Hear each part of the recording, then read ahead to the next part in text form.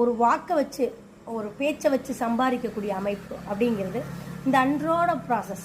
நம்ம மார்க்கெட்டிங் நம்ம சொல்கிறோமா இல்லையா, அன்றாட காய்கறி உணவு சம்மந்தப்பட்டது, வீட்டுக்கு தேவையான பொருட்கள், மார்க்கெட்டிங், ஏற்றுமதி இறக்குமதி, ட்ராவல் சம்பது எல்லாமே தனஸ்தானத்தில் இந்த சந்திரன் இருக்கிறதுனால இது எல்லாத்தையுமே சந்திரன் கையில் வச்சுருக்காரு.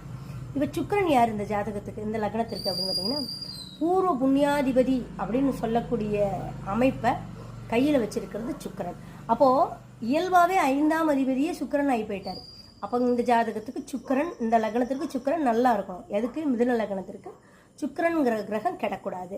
ரைட்டு. 5ஆம் பாவமும் கெடக்கூடாது. சரி, இப்போ நம்ம அடுத்து என்ன பார்த்தோம்?